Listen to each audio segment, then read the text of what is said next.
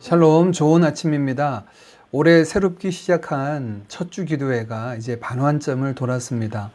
기도함에 깨어 있어서 시험에 들지 않고 승리하며 빛과 소금으로 살아가는 우리 모두 되기를 간절히 원합니다. 이 시간 주님이 가르쳐 주신 기도로 함께 기도드리겠습니다. 하늘에 계신 우리 아버지여, 이름이 거룩히 여김을 받으시오며 나라의 임하옵시며 뜻이 하늘에서 이룬 것 같이 땅에서도 이루어지이다.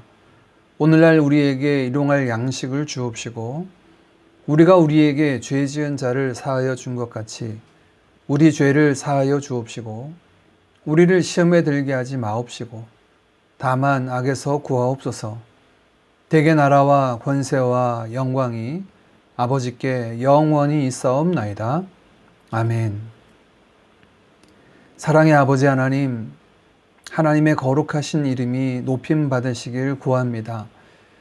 온 만물 가운데 나타내신 하나님의 그 영원한 신성과 능력이 밝히 나타나서 물이 바다 덮음같이 여호와의 영광을 인정하는 것이 온 땅 가득하길 소망합니다. 이 땅에 주님의 나라가 온전히 임하게 하옵소서. 죄와 사망으로 하나님을 대적하고 거부하는 모든 것들도 하나님의 그 통치와 섭리에 아무것도 아님을 알게 하시고 복종케 하옵소서. 그리하여 아버지의 뜻이 이 땅 가운데 온전히 이루어지기를 소망합니다.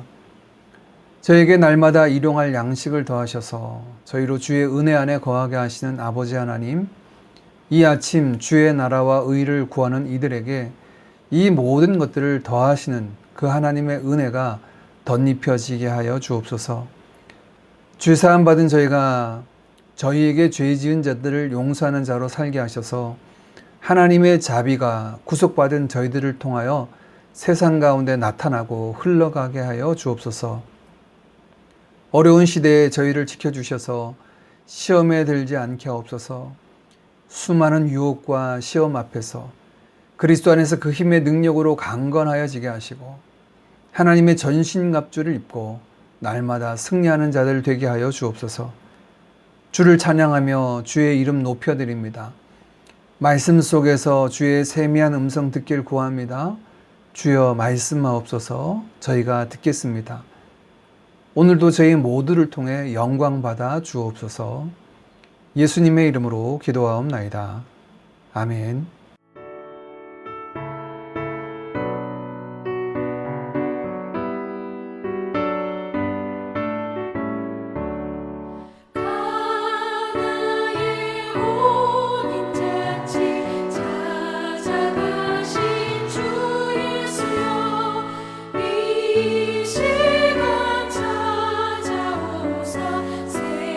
생명수로 채우소서.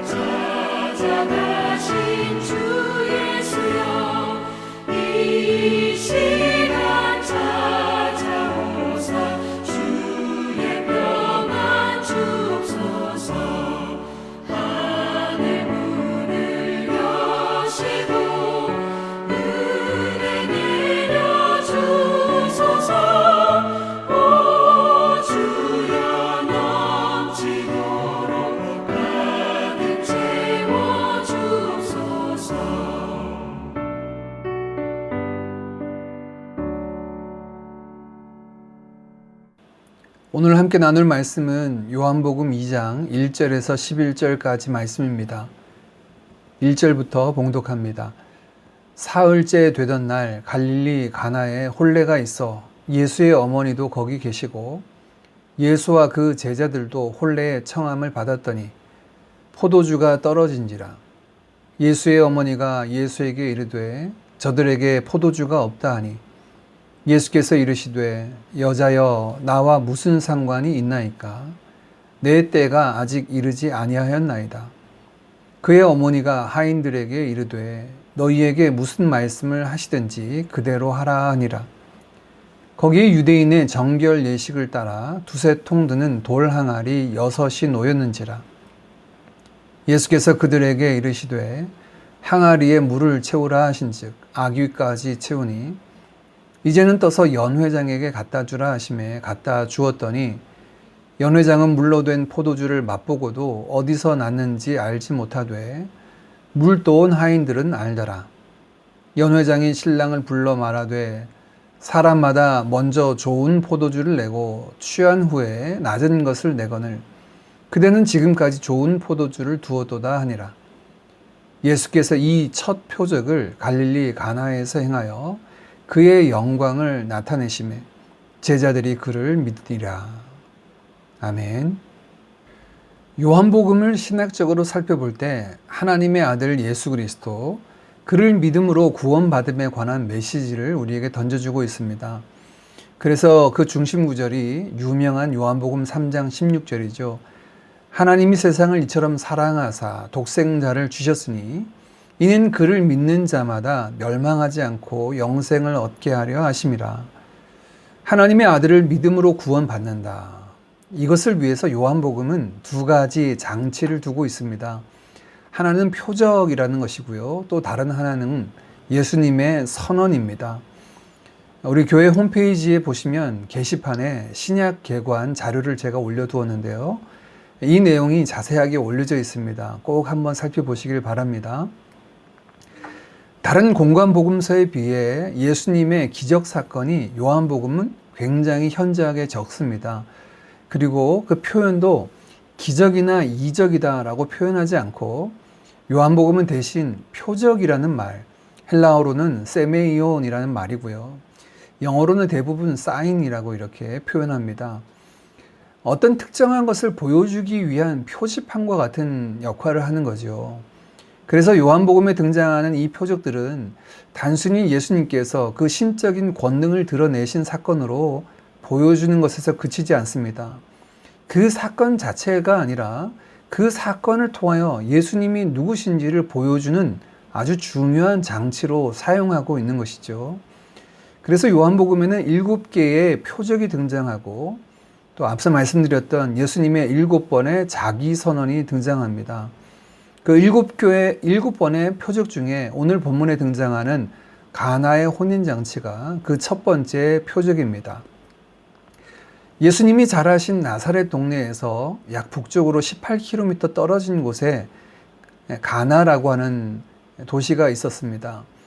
그 도시에 혼인잔치가 있었고 예수님과 그의 어머니 마리아 뿐만 아니라 예수님의 제자들이 청함을 받고 잔치에 참여하게 되었습니다. 잔치가 진행되는 중에 중요한 잔치 음식 중 하나인 포도주가 떨어졌습니다. 이는 잔치의 기쁨과 흥을 깨뜨리는 아주 심각한 상황일 수 있습니다. 이 사실을 마리아는 예수님에게 전했지만 예수님의 반응은 다소 시큰둥하신 것 같습니다. 4절 말씀입니다. 예수께서 이르시되 여자여 나와 무슨 상관이 있나이까? 내 때가 아직 이르지 아니하였나이다. 예수님께서 어머니 마리아를 향하여 여자여라고 칭하는 것, 이 여자라고 하는 것은 어떻게 보면 우리 한글 표현으로는 어머니를 여자라고 표현하는 것 자체가 굉장히 무례한 것처럼 버릇없는 것처럼 보이는데요. 유대도 마찬가지입니다. 유대인들도 동일한데 대신 이 여자라는 표현이 낮춰서 부르는 것이 아니라 거리를 두어서 표현하는 표현 방식입니다. 여자여라는 말과 함께 더불어서 뒤에 나와 무슨 상관이 있나이까? 원어적으로 그대로 표현하면 당신과 나와 무슨 상관이 있나이까? 예수님과 그의 어머니 마리아와 이 일이 무슨 상관이 있습니까? 라고 이야기하고 아직 내 때가 이르지 아니하였다라고 말씀을 합니다. 어떤 때를 말할까요? 예수님께서 말씀하시는 때는 그리스도로 드러나는 그 십자가의 때를 말씀합니다. 그러나 주님은 이 잔치집에 떨어진 포도주를 물을 떠오라 하셔서 물이 변하여 포도주가 되게 하시는 것 우리가 잘 알고 있습니다. 포도주를 연회장에 갖다 주자 연회장은 사람마다 처음에 좋은 포도주를 내놓고 후에 사람들이 취했을 때 안 좋은 것을 내놓는데 지금까지 좋은 포도주를 남겨두었다라고 신랑을 칭찬하게 됩니다. 성경에서 하나님의 나라는 왕국과 잔치의 비유를 합니다. 그래서 우리도 구원받음을 천국 잔치에 참여하는 것이다 라고 말하죠. 그런데 그 잔치에 중요한 것이 지금 빠졌습니다. 바로 포도주가 떨어진 것이고요. 그 잔치의 어려움을 예수님은 물이 변하여 포도주가 되게 하셔서 그 결핍을 풍성함으로 바꾸시고 채우십니다. 잔치를 잔치되게 하시는 것이 바로 예수님의 사역입니다. 유대인들이 정결 규례에 사용하는 항아리가 있는데요. 그 항아리에 물을 담아서 포도주가 되게 하신 것입니다. 앞서 말한 것처럼 이 모든 것은 사인입니다. 어떤 것을 보여주기 위한 비유일 수 있죠. 이제 옛 규례와 모형들을 사라지고 진짜 원형이신 예수님께서 이 땅에 오셔서 하나님 나라의 그 잔치, 천국 잔치를 풍성하게 채우시는 것입니다. 이 채우시는 것에 예수님이 물이 변하여 포도주가 되게 하시는 것, 곧 근본적인 변화를 일으키신다라고 하는 것을 보여주고 있습니다. 예수님을 통하여서 이 땅에 이루어지는 하나님의 나라는 변화입니다. 그래서 우리는 예수님을 믿고 새롭게 되는 것을 거듭났다, 중생했다라고 이야기합니다. 이런 변화는 어떻게 일어날까요? 11절 말씀입니다. 예수께서 이 첫 표적을 갈릴리 가나에서 행하여 그의 영광을 나타내심에 제자들이 그를 믿으니라. 예수님을 하나님의 아들 그리스도로 믿는 믿음이 이런 변화 가운데 나타납니다. 이제 혼인잔치에 새로운 변화들이 일어났습니다. 참다운 변화죠. 믿음으로 말미암아 그 예수님의 영광을 바라본 거죠. 오늘 본문에서 한 가지 더 살펴볼 것은 9절 말씀입니다. 연회장은 물로 된 포도주를 맛보고도 어디서 났는지 알지 못하되 물 떠온 하인들은 알더라.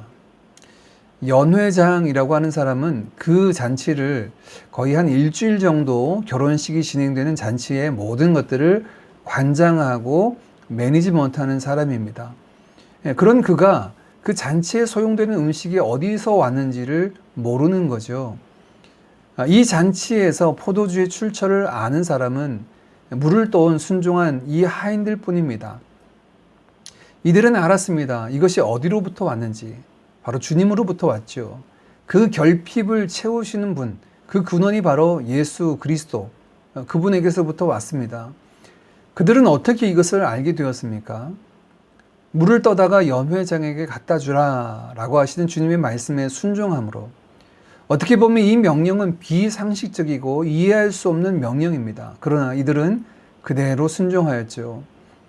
우리도 하나님의 나라의 놀라운 변화들을 경험하는 현장에서 한 가지 우리에게 요구되는 것이 있는데 그것은 주님의 말씀 의지하여 순종하는 것입니다.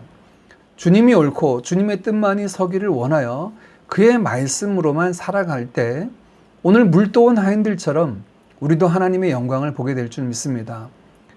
베드로가 밤이 새도록 잡은 것이 없지만 주의 말씀 의지하여 깊은 곳에 그물을 내릴 때 순종할 때 만선의 은혜를 경험하고 자신이 죄인인 것과 예수님의 주되심을 깨닫는 놀라운 역사도 경험했죠.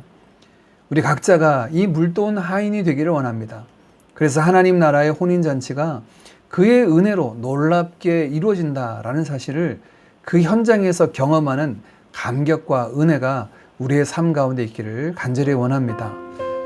오늘 본문은 예수님이 누구신가를 우리에게 보여줍니다. 하나님 나라의 혼인잔치에서 그 결핍을 풍성함으로 채우시는 분입니다. 어떻게 그 일을 일으키십니까? 물이 변하여 포도주가 되게 하듯 아무것도 아닌 것들을 그의 살과 피로 그런 변화들을 일으키신 거죠. 예수님은 우리의 풍성함이 되십니다. 예수님은 우리의 변화의 근원이자 우리의 생명의 근원 되십니다. 주께서 우리 안에 주신 놀라운 변화가 그 나라의 잔치의 풍성함으로 우리를 이끄실 줄 믿습니다. 이 풍성함은 믿음으로 순종하는 자들이 누리는 은혜와 복입니다. 주의 말씀에 순종하는 것이 우리에게 힘겨운 일이 아니라 오히려 그 순종함이 이 은혜를 누리는 통로요, 복이 되는 사실을 말씀을 통해서 확인합니다. 이런 말씀 앞에 순종하는 물도원 하인 되도록 우리가 함께 순종하기를 원하고 그러한 우리의 삶이 되도록 함께 기도하는 우리가 되기를 원합니다.